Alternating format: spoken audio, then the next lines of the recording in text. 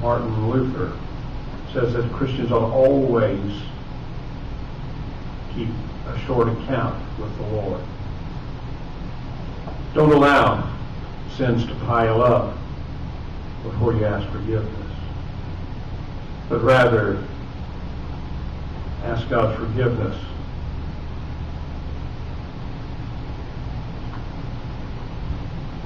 At least daily. And then we think of prosperity. Our material prosperity must never exceed our spiritual prosperity. 3 John verse 2. Beloved, I wish above all things that thou mayest prosper and be in health even as thy soul prospereth. What happens? I've seen it many, many times. A person, they make all of these promises to the Lord. They begin to prosper. And the first thing you know, they don't have time for God. I mean, after all, now I've got a boat. The only time I've got to go boating is on Sunday. I've got this new place, and the lawn is large, and the only way I can keep up the landscaping and all of that is Sunday. You know, I've got all these things now. Lord, I appreciate all that you've done. I think I can handle it from here. Prosperity should not ever, our material prosperity should never exceed our spiritual prosperity. As we grow materially, we must grow spiritually. Realizing that what God is giving us, He is giving us not just to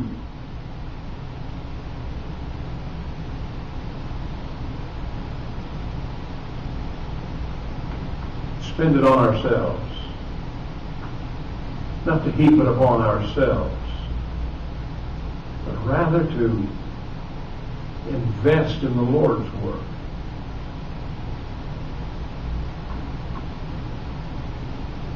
You know, one thing about it, for all those who have invested their money in the Lord instead of the stock market, when the market crashed, they didn't lose anything.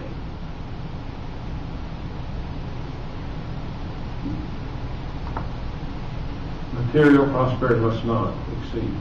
Now, we're all familiar with the story of the rich fool. He sowed bountifully.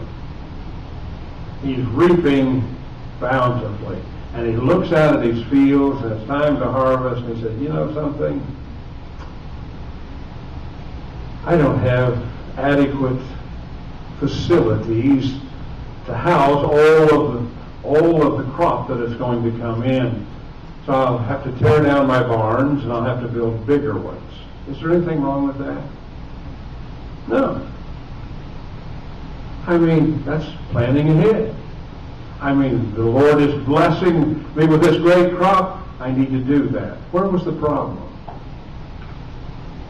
He said, I said to my soul, thou hast plenty for, so eat, drink, and be merry. Take your rest, you know. Take your rest. He was going to quit. He wasn't going to do anything further. God has blessed us. We need to recognize that and utilize those blessings for the Lord's glory rather than our own personal glory. There's nothing wrong with as I said this morning, there's nothing wrong with having the things that make us comfortable, but not at the expense of the Lord's work. Not at that expense.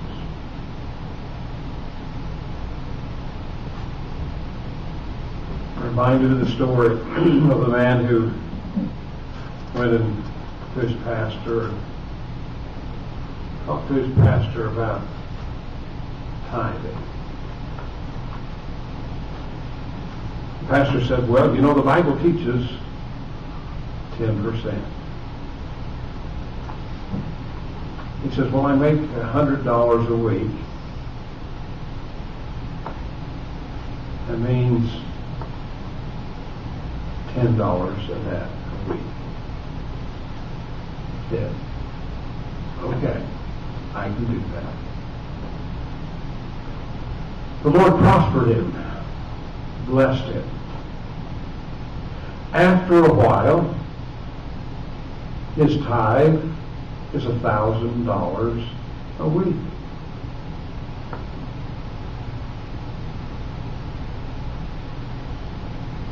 And he comes to the pastor and says, Pastor, you know, I promised to give the Lord 10%, and he has blessed me, but man, it's gotten to the point where I can't afford to give 10% anymore.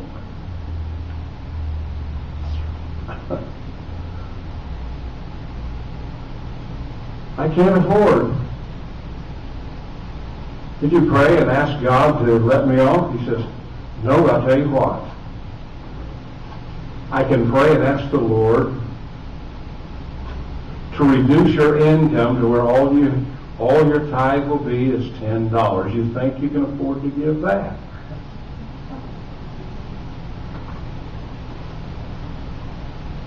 You know, I wouldn't mind trying giving $1,000 a week if that was my tithe. That'd work for a while. The way happiness and prosperity, find it in the Word of God.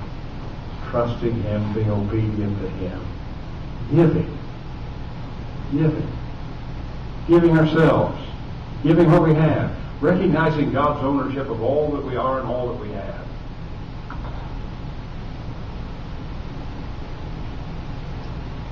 You know, R.G. Letourneau,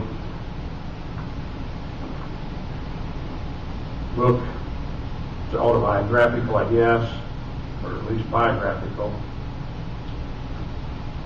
The book is Movers of Men and Mountains. Mr. Letourneau was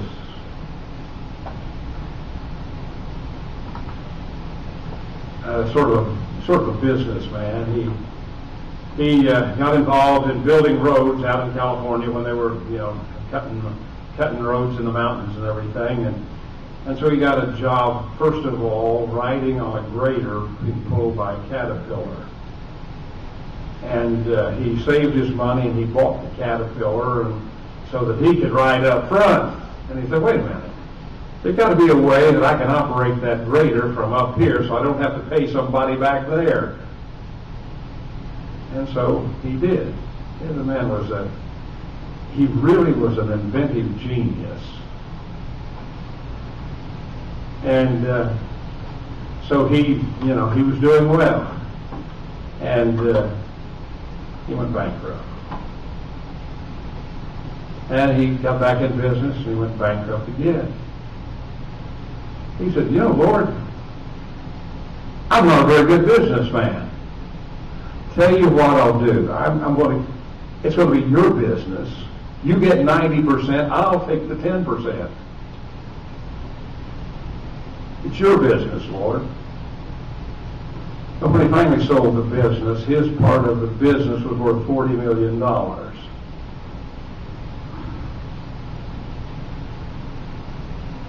You ever notice these big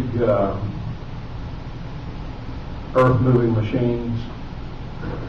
They are driven by an electric wheel. The diesel just generates electricity to run. Well, he invented that. And the oil platforms off the coast, he did that. And the machinery that they use to clear jungle down in, he says there's no job too big, just